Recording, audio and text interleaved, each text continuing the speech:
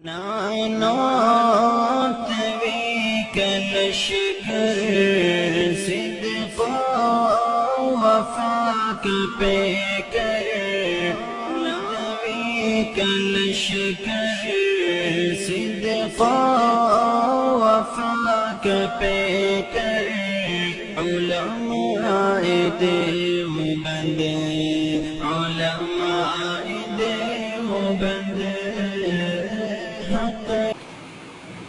আপনাদেরকে কাফেলাকের পক্ষ থেকে আমরা আন্তরিকভাবে শুভেচ্ছা জানাচ্ছি। আজ আবারও এসেছি সুজন ভাইয়ের কাছে। আমরা একটু আগে জানতে চাই যে আমরা সেদিনকে বলেছিলাম, একটি চ্যালেঞ্জ দিয়েছিলাম যে বুখারী শরীফ থেকে সহি সরি মরফু মুত্তাসিল গায়রে মুআরিজ একটি হাদিস পেশ করবে শুধুমাত্র বুকের উপরে হাত বাঁধার।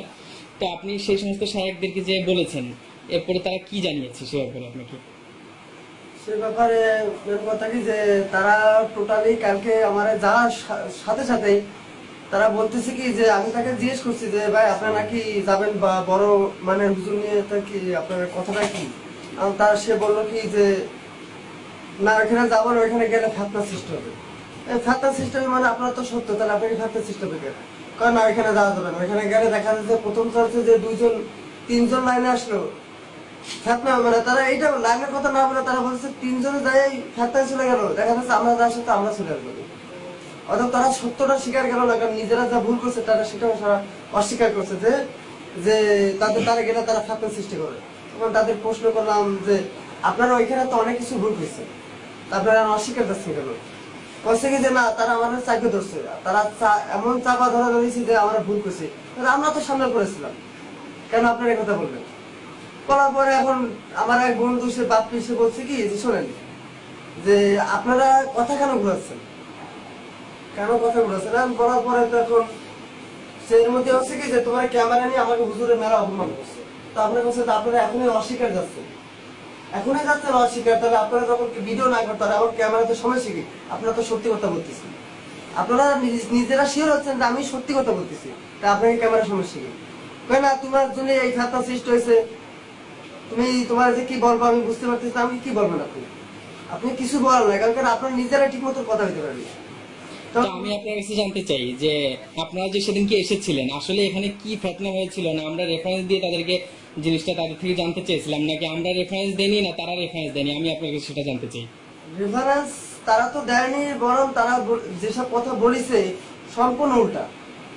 কারণ আমরা মনে করছি সে নিজের থেকে এসে আইসে বলতেছে যে সত্য জিনিসটা আমরা ধরবো, আমাদের কোনো সমস্যা নেই। তখন তারা এই ক্যামেরার কথা বারবার আমরা বলতেছি একই কথা যে ক্যামেরা নিয়ে তোমরা এত বড় অন্যায় কাজ করছো, আমি আপনার তো সত্যি কথা বলতেছে, আপনার ক্যামেরার সমস্যা কি? তখন বাপি বলতেছে কি ধন ভাই যে আপনারা এখন কথা উল্টান না, যদি তাই উল্টান তাহলে তো সম্পূর্ণ ভিডিও সহজে সেটা আপনারা দেখবেন। তখন বলার পরে বলতেছে কি যে না আমরা ওইখানে যাবো না, তাদের একই কথা আমরা ওইখানে যাবো না। তো সমস্যা কি? আপনার তো 4 নম্বর হুজুর আছে, 4 নম্বর হুজুর আছে, তো আপনার সমস্যা কিসে? তখন সে বলতেছে কি যে ভাই তুমি তোমার পথে যাও, মুসলমান ভাই মুসলমানকে আমার নামে কোনো বেখারাপ কথা হলো না, যে কথা আমরা কষ্ট পাই, আর মুসলমানের সাথে মুসলমান এরকম করা ঠিক না। তা এই পর্যন্ত তুমি যখন সত্য পথে আছে, আমরা অসত্য পথে আছি না সত্য পথে, যেটা আল্লাহ ভালো জানে। তা আমাদের যতটুকু জ্ঞান সেই জ্ঞানে আমরা চলবো। এখন আপনার কাছে কি মনে হচ্ছে তারা কেন আসতে চাচ্ছে না? এখন যা মনে হচ্ছে যে ওনাদের ওটা সত্যভাবে নিজেরাই নিচ্ছে, এছাড়া আর কিছু বোঝা যাচ্ছে না। ওনারা নিজেরাই বলতেছে এটা আমারটাই সঠিক। আচ্ছা, তো সেদিনকে কি তারা তাদের সঠিকের পক্ষে কোনো রেফারেন্স, কোনো দলিল, কোনো প্রামাণিকতা দিতে পেরেছিল? রেফারেন্স দিতে তো পারে না, উল্টো তারা অপব্যাখ্যা করেছে। আচ্ছা, ধন্যবাদ সুজন ভাইকে আপনি আপনার সুন্দর মন্তব্য দেওয়ার জন্য। তো এখন আপনার তাদের সাথে কথাবার্তা বলার পরে এখন আপনার কাছে কেমন লাগতেছে যে আপনি যে পথে আছেন বা আগে যে পথে ছিলেন বা মধ্যখানে যেদিকে গিয়েছিলেন, এখন আপনার কাছে কেমন মনে হচ্ছে যে এখানে আছেন?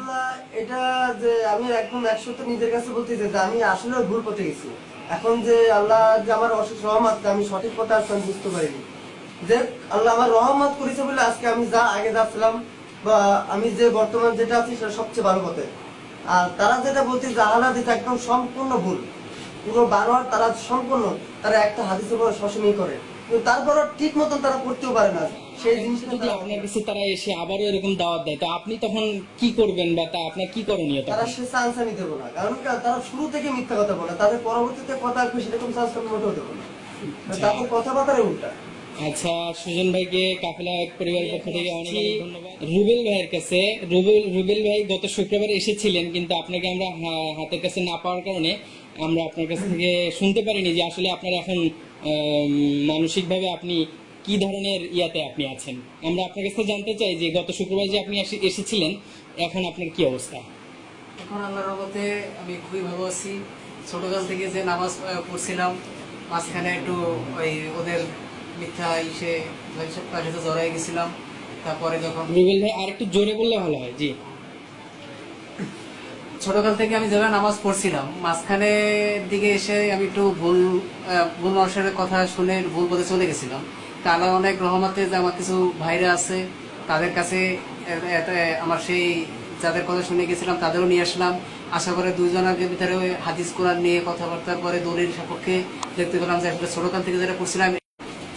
এখন রুবেল ভাইয়ের কাছে আমাদের যেটা জানার বিষয় সেটা হলো, আপনাদেরকে আমরা চ্যালেঞ্জ দিয়েছিলাম যে সহি বুখারী থেকে, আপনাদের শায়েখদের কাছ থেকে চ্যালেঞ্জ দিয়েছিলাম, সহি বুখারী শরীফ থেকে সহি সরি মারফু মুত্তাসিল গায়রে মুআরিজ একটি হাদিস পেশ করবেন আপনাদের বুকের উপরে হাত বাঁধার। তো আপনারা কি সেটি চেষ্টা করেছেন, বা আপনি কি আপনাদের কোনো শায়েখের সাথে সে ব্যাপারে কোনো আলাপ করেছেন?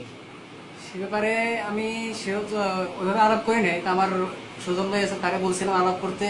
এখন ও কি বলছে সেটা ও জানে, কিন্তু আমার ঘরে একটা বুখারী শরীফ আছে, সেটাই আসলে সেভাবে আমি পাইনি। আচ্ছা, আমরা একটু সুজন ভাইয়ের কাছে যেতে চাই যে সুজন ভাই, আপনি উনি যে বিষয়টা বললো যে আপনাকে আলাপ করার